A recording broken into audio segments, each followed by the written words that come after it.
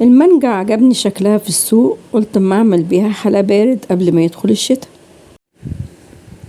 فالنهاردة هنعمل صينية كنافة بالمانجا والكريمة جميلة جدا بطريقة سهلة جدا زي ما عودتكم. ويلا بينا نشوف هنعملها ازاي خطوة بخطوة مع ام عبد الله اتهم ام عبد الله في البيت.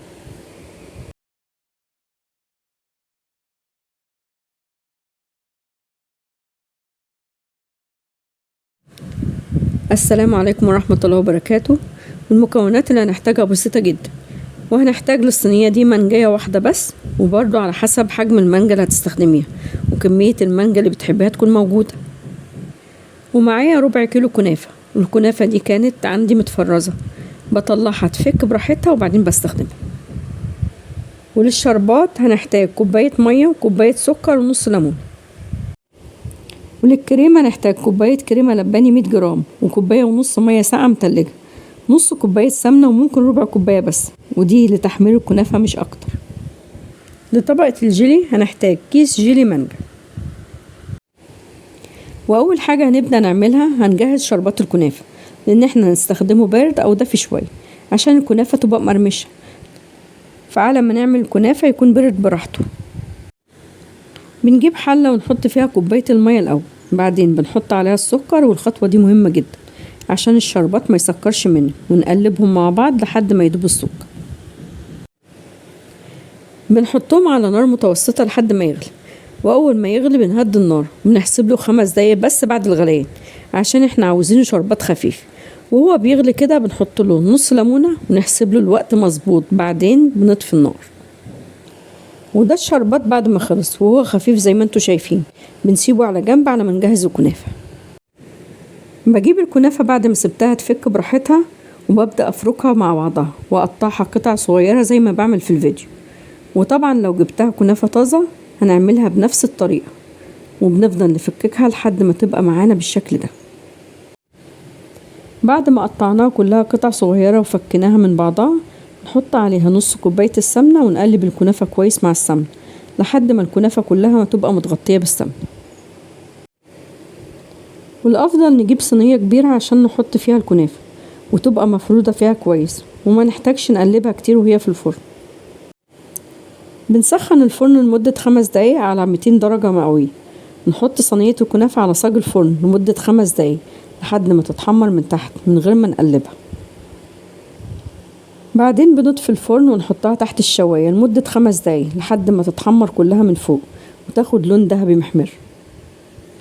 ممكن بعد كده بعد ما تتحمر من تحت ومن فوق نقلبها ونحطها تحت الشواية لمدة 2 دقيقتين لو لقيت ان فيها جزء لسه ما اتحمرش. عشان كده قلتلك الافضل تستخدمي صينية كبيرة عشان ما تعمليش الخطوة دي. ودي الكنافة بعد ما اتحمرت بنحط عليها كوباية شربات من اللي عملناه وهي سخنة ونقلبهم مع بعض كويس. بنجيب الصينية او القالب اللي هنعمل فيه ونحط فيه الكنافة على طول عشان مش تمسك في بعضها وتبقى سهلة الفرد. نفردها بشكل متساوي في الصينية عشان باقي الطبقات تبقى متساوية، شكلها يبقى جميل في الاخر. نسيبها على جنب لحد ما تبرد خالص. ناخد المانجا ونقطعها قطع صغيرة على شكل مربعات او اي شكل بتحبيه، وناخد جزء منها على جنب عشان هنحتاجه بعدين. ونجهز دلوقتي الكريمة بتاعتنا. هنجيب الخلاط ونحط فيه المانجا اللي سبناها على جنب، ونحط عليها كوباية ونص مية ساقعة متلجة، نحط عليهم معلقتين كبار سكر ونضربهم مع بعض. وخطوة المانجا دي اختيارية واحنا بنحطها عشان نخلي الطعم غني اكتر بالمانجا، بس لو استغنيت عنها هتحط نص كوباية مية ساقعة ومتلجة، يعني عدد كوبايات المية في الاخر بالمانجا كوباية ونص مية والباقي مانجا حوالي نص كوباية. ولو هتبقى من غير مانجا هناخد كوبايتين مية ساقعين، وده كله بيبقى على حسب جودة نوع الكريمة اللي بتستخدميها، فممكن تحتاجي كوباية ونص او كوبايتين. بنحط عليهم الكريمة ونضربهم مرة تانية.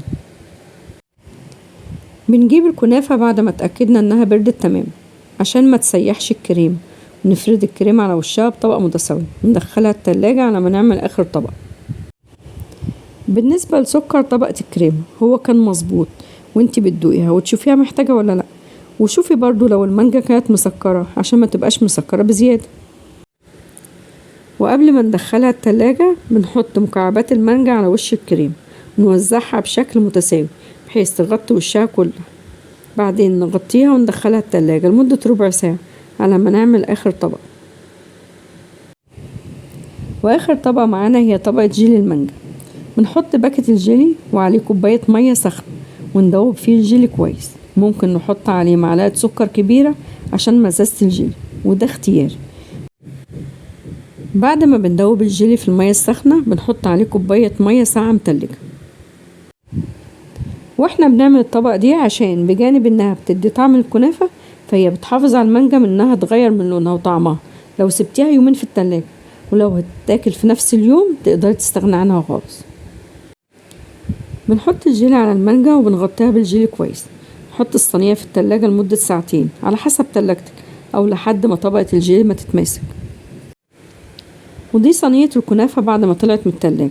بتقطعيها بالشكل اللي تحبيه والحجم اللي تحبيه، وتقدري تسيبيها في التلاجة يوم يومين مش هتغير من طعمها، بلاش اكتر من كده. وبكده نكون جهزنا اسهل واسرع حلا بارد بالمانجا ممكن تعملوه، وهتعجب كل عشاق المانجا بجد. وكمان طعمها مظبوط جدا، وكل الطبقات متوازنة مع بعضها بشكل جميل، وكمان سكرها مظبوط ومش محتاجة اي مكونات كتير زي ما شفتم في الفيديو، وتطلع معاكم فخرة من الاخر. اتمنى تجربوها وتقولوا رأيكم في التعليقات. وبكده نكون خلصنا فيديو النهاردة، واشوفكم في فيديو جديد ان شاء الله.